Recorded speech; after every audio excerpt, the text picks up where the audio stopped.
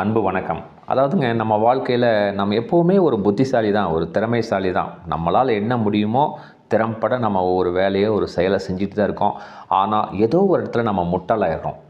அது எதனால் முட்டாளாகிறோம், எந்த விதமான செயல்கள், எந்த விதமான செயல்பாடுகளை நம்ம செய்கிறோம் அப்படிங்கிற உணர்த்துகிற கதை தான் இந்த கதை. உங்கள் வாழ்க்கையில் ஒரு மிகப்பெரிய மாற்றத்தை கொடுக்குங்க. அதை புரிஞ்சு இன்கேஸ் இனிமேல் அந்த தேவையற்ற அந்த செயல்பாடுகளை செய்யாமல் இருந்தீங்கன்னா என்றைக்குமே நீங்கள் தான் புத்திசாலி, அறிவாளி அப்படிங்கிறத உணர்த்துகிற கதை.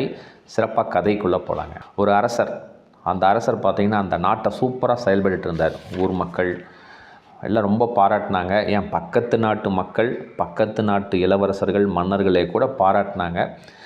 ஸோ அந்தளவுக்கு அந்த அரசர் அந்த நாட்டு மக்களுக்கு அற்புதமான சேவைகளை செஞ்சுட்டு இருந்தார். என்னப்பா இந்த அரசர் அவ்வளோ தூரம் நாட்டை சூப்பராக நிர்வாகம் செய்கிறாங்க, திறமையான ஆள், புத்திசாலி அப்படின்னு சொல்லி மக்கள் பேசிக்கிறாங்க, நம்ம போய் டெஸ்ட் பண்ணலாமா அப்படின்னு சொல்லி அந்த 2 தேவதையும் யோசனை பண்ணுறாங்க. தேவையில்லாத பேசுகிறாங்களா, தவறாக பேசுகிறாங்களா, நடக்காததெல்லாம் பேசிகிட்டு இருக்காங்களா அப்படின்னு சொல்லி அரசருக்கு ஒரு கோபம். சரி, ஒன்றும் இல்லை, நான் ஒரு பரிசு பொருட்கள் கொடுக்குறேன், நீ இந்த வாரம் சந்தைக்கு போகும் பொழுது அந்த 2 இளைஞர்களுக்கு நீ கொடுத்துட்டு வா அப்படின்னு சொல்லி அந்த காவலாளிகிட்ட ஒரு பரிசு பொருட்களை கொடுத்து அனுப்புகிறார்.